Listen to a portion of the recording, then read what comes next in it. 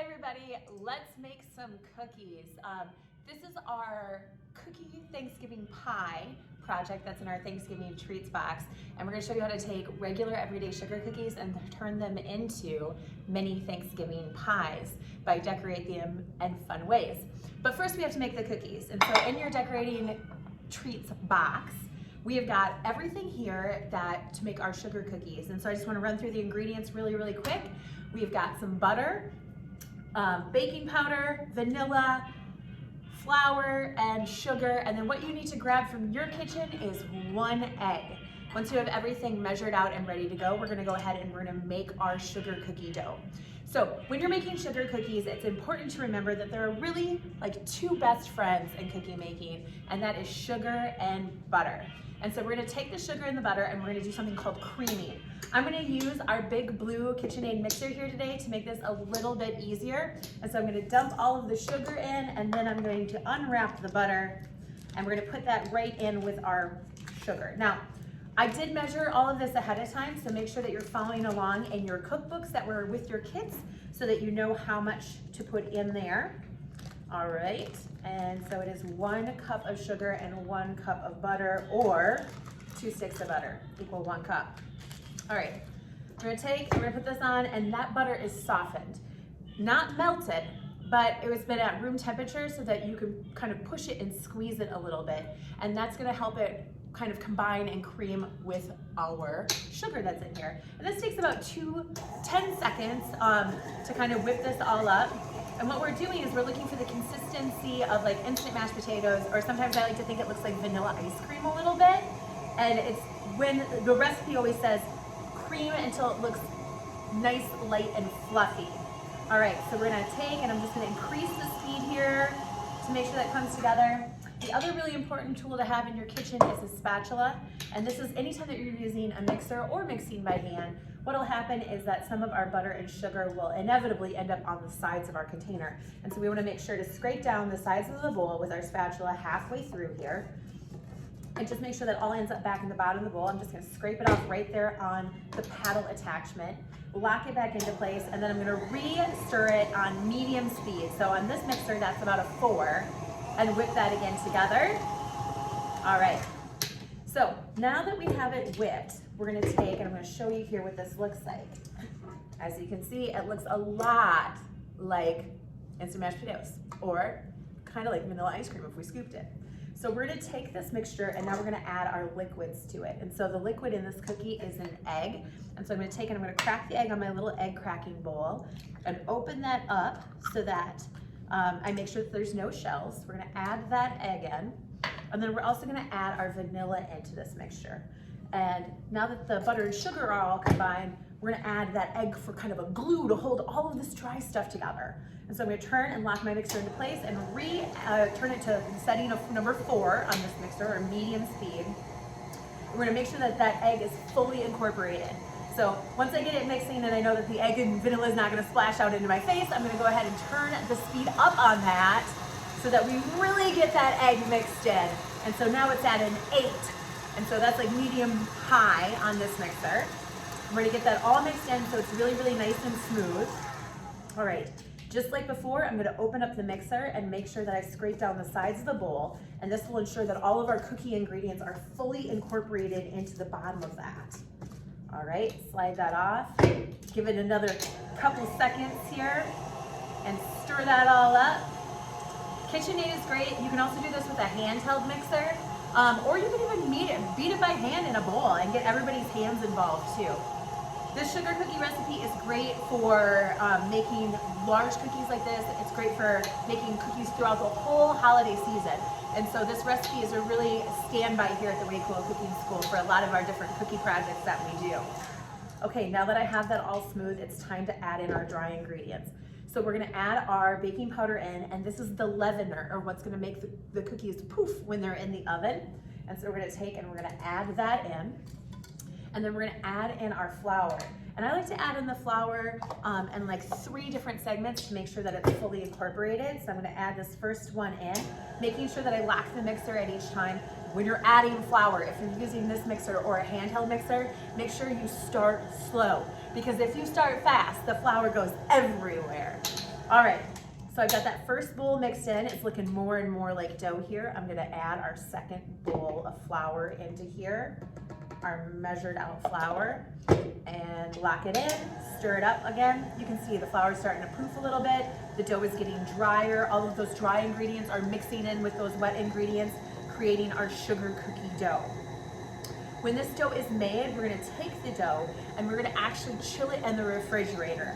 Ideally, you wanna chill the dough for about 2 hours, but at least 30 minutes to make sure that the dough, it really comes together and is firm so that we can roll it out and cut out our circles to make our little pies. All right, last cup of flour here. We're gonna take and we're gonna put that in there. Mixed in with that also is just a little pinch of salt was in with my flour, and you didn't see that because I threw it right on top of the flour to save myself some bowls. And so I've got that in there. Ooh, I can feel it. It's turning into dough. I can hear it. There's a difference here. And we're gonna take, and I'm just gonna spin it all the way to 10 to get that to really come together. The dough isn't gonna fully come away from the sides of the bowl, sometimes like it does with pizza dough or bread dough. So we're gonna definitely use our big spatula here. I'm gonna take and we're gonna push that down off of the paddle, and we're gonna push it off the sides of the bowl one last time, making sure that all the ingredients from the bottom of the bowl end up into our cookie dough. And we're gonna grab that. All right, I'm gonna turn this back on one last time, get all of this cookie dough mixed in here. And again, what we're gonna do next is we're gonna take this cookie dough, I'm gonna form it into a disc shape here on the counter, and then I'm gonna wrap that in plastic wrap and stick it into the refrigerator to chill for at least 30 minutes. And then when we come back, we're gonna take and we're gonna roll out our cookies and we're gonna cut them into the pie shapes before we bake them.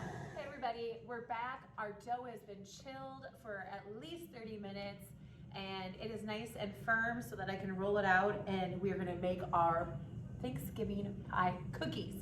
Okay, so I've got a rolling pin here. You could use any large like glass heavy bottle if you wanted to do this. The other thing that might be helpful is when you make your disc before you chill this, kind of a tip is also you can actually kind of get it nice and flat first, so that all you have to do is pull the sheet out of the refrigerator and then you can go ahead and cut it. That's one of my favorite hacks for holiday cookie making, is to roll it out into a nice big sheet first, and so it's easy for everyone to cut out when it's chilled. I'm gonna take my rolling pin, I'm gonna start in the center, and I'm just gonna kind of move it and roll it back and forth, and move my dough and roll it back and forth so that it spreads out enough that I can cut my 4 cookies in it. So these are gonna be a thicker cookie, and so I'm gonna make sure that the dough doesn't get any thinner than a 1/2 inch as I'm rolling this out. I put some flour here on the countertop just to make sure that the dough does not stick as I'm doing this. And we're gonna take, and you know what? The cool thing about this is that there's probably gonna be some extra dough here that you can have fun and make whatever kind of cookies that you want to enjoy with your pie cookies too. We're gonna definitely get 4 big circles to make our pies out of. Now when it comes to cutting the circles, what I'm gonna use is just one of these little 5-inch glass dishes. You can use like a cereal bowl, really however big you want that cookie, that's how big a bowl you're gonna use as your template. Because this is a nice glass heavy bowl, I'm gonna use it just like I use a cookie cutter, and I'm gonna press into the dough and wiggle it free. I'm gonna give it a little tap on my hand, and that disc is just gonna fall right out, and that's gonna be one of my cookies. Now remember, cookies do spread in the oven, so your cookie is gonna be a little slightly bigger than what you cut it out to be at this stage as well. I'm gonna cut out our 4 shapes here and give it a little swirl. And then what we're gonna do is I've preheated the oven to 400 degrees. And these do not take very long to cook. We're gonna take and we're gonna bake them on the center rack of our oven until they are showing a little bit of golden brown around the edges. I'm not greasing my pan, but I do have a piece of parchment paper here, and there's parchment paper included in our Thanksgiving kits as well. I'm also gonna make sure that I space them out enough so that they have room to spread when they are in the oven. When we are making these, if you're rolling out your dough and you notice that your dough feels warm to the touch and doesn't feel cool anymore, what I suggest doing is taking this whole cookie sheet and popping it right into your freezer for about 5 minutes, or into your refrigerator, and that's gonna allow them to keep their nice round shape a little bit easier. So we're gonna tuck those right into our preheated oven, simmer rack, 7 minutes. I'm gonna take the rest of this dough and I'm gonna play with it. We're gonna make some extra cookies here for the Way Cool Cooking School. And then when those are baked and completely cooled, we're gonna take and we're gonna turn them into our pies. It's time to finish and decorate our Thanksgiving pie cookies. So these cookies are completely cool, and what I did is after they kind of were cool to the touch from the oven, I went and popped them into our freezer. And so they are slightly golden brown on the bottom, but they are all ready to turn into these beautiful little pie cookies. And so in your kit, you have a container of red frosting, a container of yellow pumpkin frosting, and then this is our cherry pie. A little container of white frosting, which is gonna be the whipped cream on top of our pumpkin. And then you also have a piping bag with tan frosting in it, and that's what we're gonna use to duplicate the crust for this. And so what we're gonna do first is we're gonna take and we're gonna decorate our cookie, and I'm just gonna grab some table knives here, and I'm gonna stir up the frosting, and we are going to coat a cookie in the pumpkin and in the cherry. So if your cookie kit made more than 4 cookies, that's awesome. Just be mindful that you're gonna have to distribute the frosting evenly. And so what I do to frost is I just took a big blobbed it right in the middle, and then I gently push, kind of like a windshield wiper, as I rotate the cookie to create the pumpkin base. And it doesn't have to be perfectly smooth, because remember, it's supposed to look like a pumpkin pie. And so, you know, pumpkin pies kind of have that a little bit uneven top to them. There we go. We're just gonna take and I'm gonna put it almost to the edge, but not all the way to the edge. And that's gonna allow me to put that crust right on the edge of that cookie and not have it go over the top. And then I'm gonna grab our cherry pie, our red frosting, and we're gonna do exactly the same thing. I'm gonna take and we're gonna swirl this here. I'm gonna pick up, and when I say blob, it's probably about like 2 tablespoons of frosting that is on my butter knife here that I'm gonna set right in the middle, and I kind of just scrape it down a little bit. And then I'm gonna take and from the center is push it toward the edges. If you pull your frosting too hard, it'll just come right off the top of that cookie, and we don't want that. And the same thing goes for the cherry as it does for the pumpkin. It does not have to be perfectly smooth, because we're gonna put that lattice icing right on top of the cherry filling too. Okay, so we've got our icing ready to go.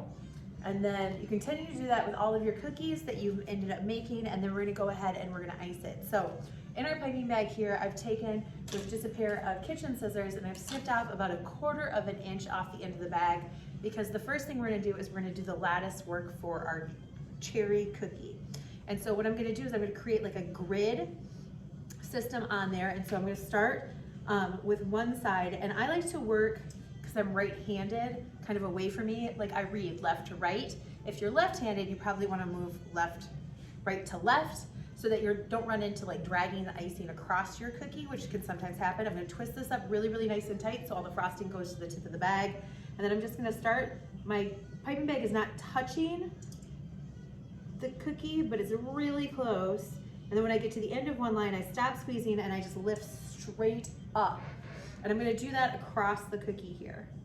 So I'm just gonna go and I'm gonna leave about 1 inch in between each of these lattices, so that you can definitely see the cherry inside our pie.